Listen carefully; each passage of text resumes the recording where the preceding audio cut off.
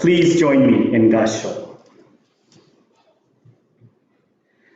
Know that because of doubt, one remains in the house of birth and death. Through entrusting oneself, one is enabled to enter the city of nirvana. Namo Amida Butsu. Namo Amida Butsu. Namo Amida Butsu. Namandatsu.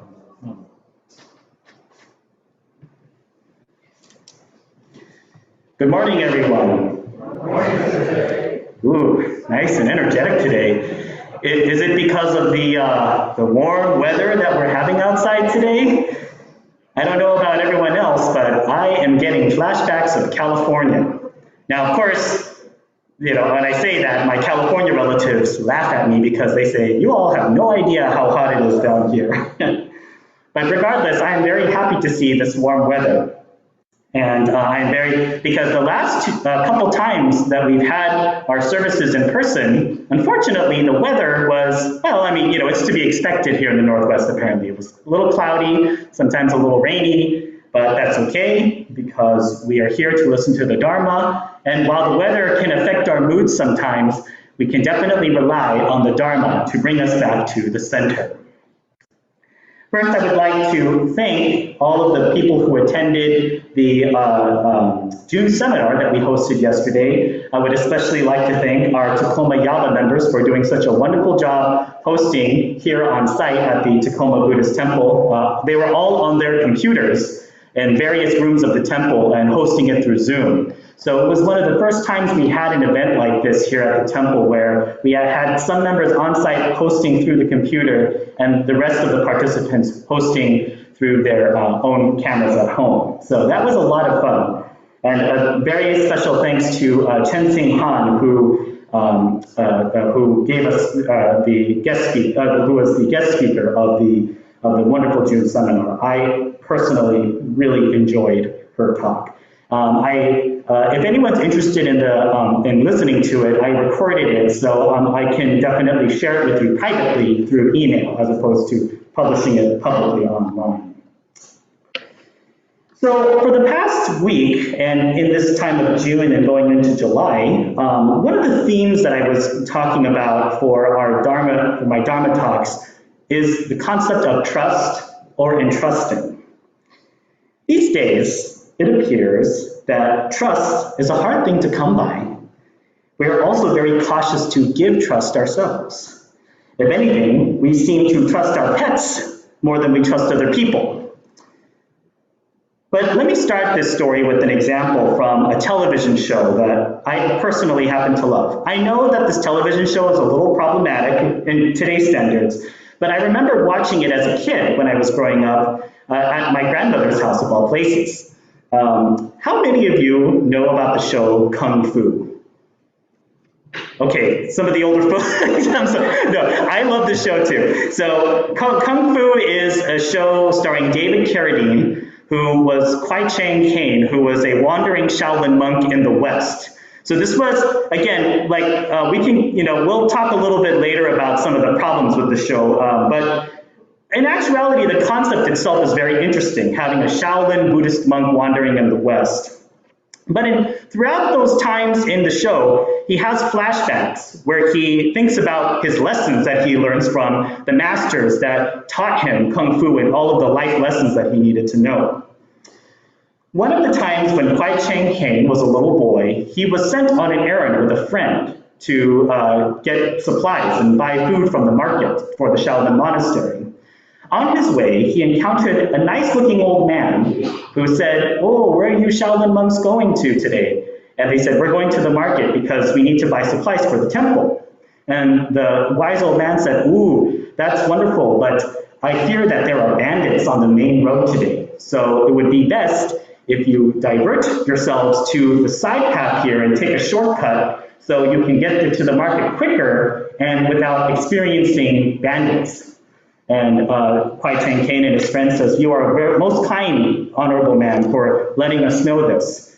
So as they are going on the side path and they take the side road, unfortunately, the bandits set upon them. So the old man was a lie, or he was lying to them and purposefully diverting them on the road so they could get robbed.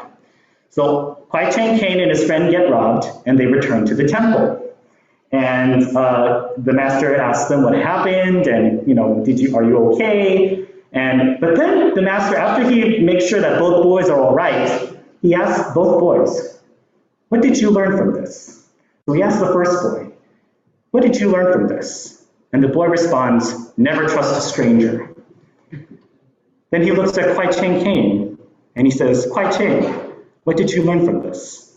And the Kwai Chang Caine says, "Expect the unexpected." Even as a young boy, Kwai Chang Caine showed wisdom.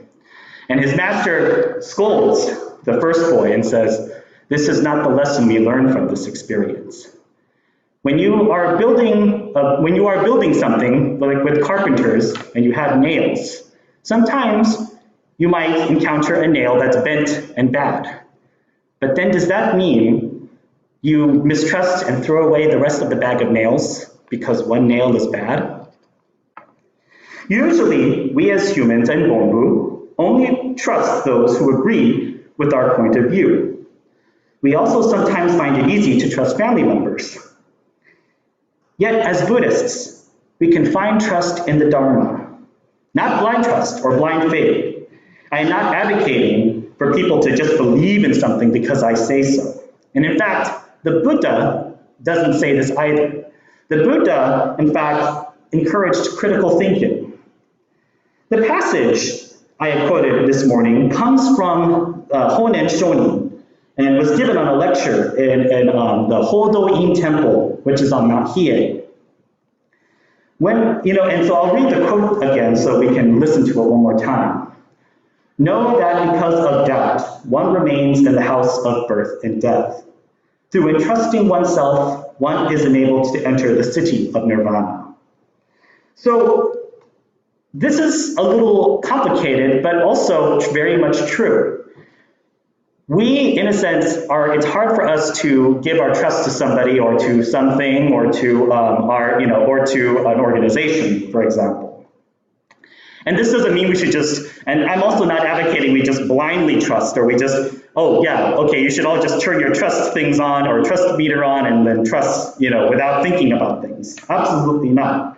But when we also live a life of doubt, when we live a life of constantly mistrusting things and constantly saying, I don't trust this. And by the way, it's very easy to fall into this because of all the things that we're seeing on television, all the news that we're hearing. It's very easy to fall into this depth of mistrust and react in this, I mistrust everything, or I don't trust anything I hear from anyone. When we live a life of doubt, we always seem to live a life of dukkha. When we live a life of doubt, we are always encountering dukkha. When we are always doubting everything. When we always have this suspicious mind, we constantly live in fear or we constantly live with anxiety.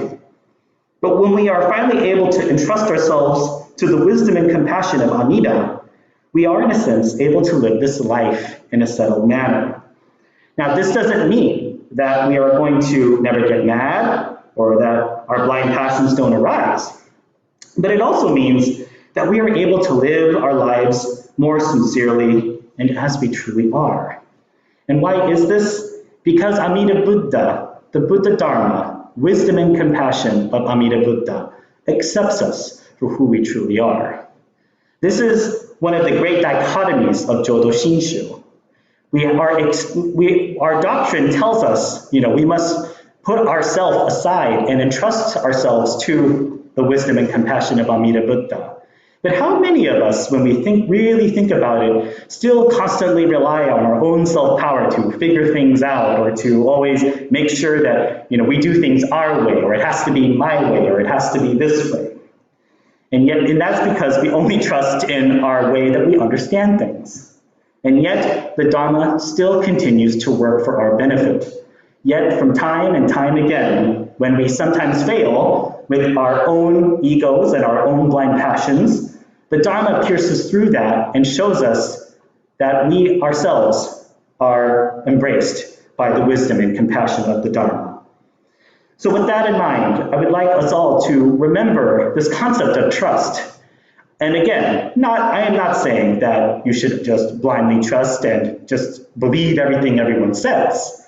But at the same time, we should also not live a life that is filled with doubt, that is filled with regret, that is filled with constant pessimism, in a sense. Because when we do live our lives this way, we also, again, remain in the house of birth and death, this wheel of samsara. But when we finally have been able to trust in the Buddha Dharma, we are able to enter the city of nirvana. So with that in mind, I would like to thank you all for joining us on this warmer day here in June. Please do all your best to remain cool this week and drink plenty of water. Try to stay in cooler places of the house, maybe the basements at times. And always remember that, the hot season is coming up, and be sure to protect yourselves. And I think wearing the masks while it makes us hotter, right? We're going to also experience some smoke maybe later on this year a little bit. So I would like to encourage all of us to take care of ourselves and prepare ourselves for this heat wave that's coming. So with that in mind, I would like to thank you all for coming and taking time out of your busy schedules to briefly pause and embrace the Dharma, and please join me in Gaksha. Note that because of doubt, one remains in the house of birth and death. Through entrusting oneself, one is enabled to enter the city of nirvana. Namo Amida Butsu. Namo Amida Butsu. Namo Amida Butsu. Nam Manda.